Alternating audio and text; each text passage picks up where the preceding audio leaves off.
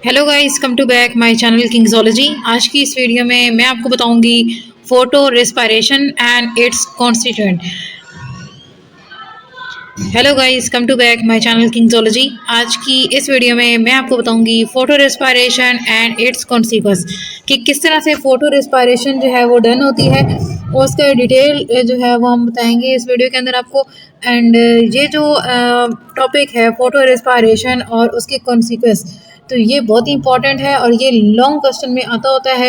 And ये respiration in plant जो है ये उसी के बोर्ड जो है ना ये हमें बताता है।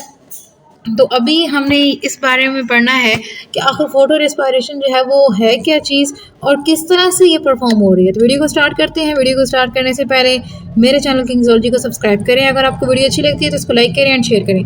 तो स्टार्ट करते हैं वीडियो। देखें कि अभी हम देखेंगे फोटो रेस्पिरेशन के बारे में। तो फोटो रेस्पिरेशन जो है ये आपको पता लग रहा है फोटो से। फोटो हम लाइट के लिए यूज़ करते हैं। रेस्पिरेशन का मतलब होता है गैसेस एक्सचेंज। तो मतलब ये कि डे टाइम पे यानी कि जब लाइट हो, सनलाइट प्रेजेंट हो प्लांट्स में, यानी कि प्लांट्स होते हैं उनके लिए लाइट बहुत ज़रूरी है। सारी सी बात है, ह्यूमन्स के लिए ज़रूरी है। विटामिन डी हमें वहाँ से मिलता है, लेकिन ऐसा है कि प्लांट्स को हमसे ज़्यादा ज़रूरत है। अगर हम कंपेयर करें ना तो हमसे ज़्यादा उनको ज़रूरत है, क्योंकि अगर लाइट नहीं होगी, सनलाइट नहीं होगी तो तब तक वो अपना फूड प्रिपेयर नहीं कर सकेंगे। तो इस वजह से हम कहते हैं कि फोटो रेस्पिरेशन जो है ये उस वक्त होगी, वो वाली रेस्पिरेशन जो कि दिन टाइम हो रही है, उसको हम कहते हैं ये क्या है, ये फोटो रेस्पिरेशन है। फोटो रेस्पिरेशन की सबसे पहले हम डेफिनेशन जो है ना उसको देखेंगे। डेफिनेशन में ये देखेंगे कि रेस्पिरेटरी एक्टिविटी प्लांट के अंदर अगर होती है ड्यूरिंग डे टाइम, ठीक है, तो उसको हम कहते हैं फोटो रेस्पिरेशन। ये इसकी सिंपल डेफिनेशन है। दूसरे में हम ये कहते हैं कि ये वो पूरा प्रोसेस है जिसमें RUBP, ठीक है, RUBP जो है वो हम एक तरह से ये कह सकते हैं कि एंजाइम्स हैं जो क्या करते हैं, वो फिक्स्ड करते हैं ऑक्सीजन को एंड कार्बन डाइऑक्साइड को भी वो करते हैं फिक्स। लेकिन यहाँ पे फोटो रेस्पिरेशन में हमने ये देखना है कि वो कैसे कर रहे हैं ऑक्सीजन को, क्योंकि ऑक्सीजन के आगे हमने लेके चलना है सारे स्टेप्स के अंदर। एंड उसके बाद हम ये देखते हैं कि साथ में जो ओवरऑल रिएक्शन का रेट है वो किस तरह का होगा और आखिर में जो कार्बन डाइऑक्साइड होगी वो कितनी होगी और उसका जो ओवरऑल अमाउंट है वो हाई होगी या लो होगी। इस तरह से हम इसकी एक और डेफिनेशन भी करते होते हैं कि जितने भी स्टेप्स इन्वॉल्व होते हैं, ठीक है, इस पूरे में, जिसमें RUBP जो है वो रिएक्ट करता है विद ऑक्सीजन एंड उसको फिक्स करता है, तो उसमें जितने भी स्टेप्स होते हैं वो पूरा जो स्टेप्स का हम कहते हैं साइकिल होता है, उस पूरे साइकिल को भी हम फोटो रेस्पिरेशन कहते हैं। वैसे इसकी बेस्ट डेफिनेशन तो यही है कि ये डे टाइम में जितनी भी रेस्पिरेशन हो रही है उसको हम फोटो रेस्पिरेशन कहते हैं। एंड दूसरे में वही चीज़ कि RUBP जो है वो फिक्स करेगा ऑक्सीजन को इंस्टेड ऑफ CO2। एंड इसके रिजल्ट में क्या होगा कि जो ओवरऑल रेट होगा ना CO2 का, वो कम हो जाएगा। एंड अभी ये हम स्टार्ट करते हैं कि कैसे वो रिएक्शन कर रहा है। तो अभी हमने RUBP का जो है ना रिएक्शन वो देखना है ऑक्सीजन के साथ कि कैसे ये ऑक्सीजन के साथ रिएक्ट करेगा, और इसकी जो फॉलोइंग स्टेप्स है ना उनको हम यहाँ पे देखेंगे। तो पहला स्टेप जो है उसमें ये कि जो RUBP है, ठीक है, ये होता है साइटोप्लाज्म के अंदर। जैसे ही ऑक्सीजन जो है वो साइटोप्लाज्म के अंदर आती है तो ये आगे से ना उसको पकड़ लेता है। उसको पकड़ने के बाद उसको कहता है कि अभी तुम हो जाओ फिक्स ज़रा मेरे साथ। तो उसको फिक्स करने के चक्कर में ये क्या करता है, साइटोप्लाज्म के अंदर ये सारा काम हो रहा है, जिसमें RUBP जो है उसको,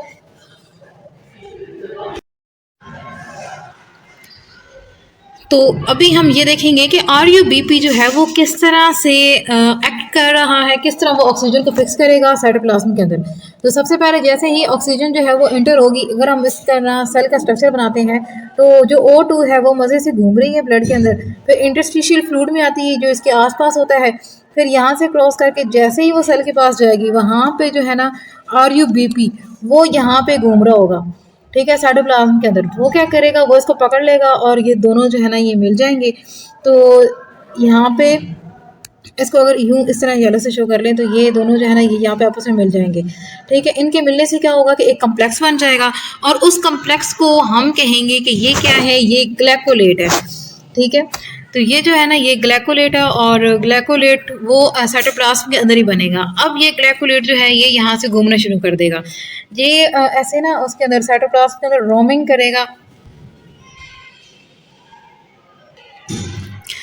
तो अभी उसके बाद हम ये देखेंगे कि किस तरह से ये सारा काम हो रहा है। तो यहाँ पे जो ग्लाइकोलेट है, ग्लाइकोलेट जो है वो कन्वर्ट होता है ग्लाइसिन में सेकंड स्टेप के अंदर। वो फर्स्ट स्टेप था जिसमें ग्लाइकोलेट बना। अब होगा क्या कि जो ग्लाइकोलेट होगा वो ऐसे ही घूम रहा होगा साइटोप्लाज्म के अंदर, तो वहाँ पे उसको ना पेरोक्सिसोम मिल जाएगा। जैसे ही पेरोक्सिसोम मिलेगा तो वो उसको बोलेगा ठीक है मेरे अंदर आ जाओ, मैं तुम्हें सेट करता हूँ।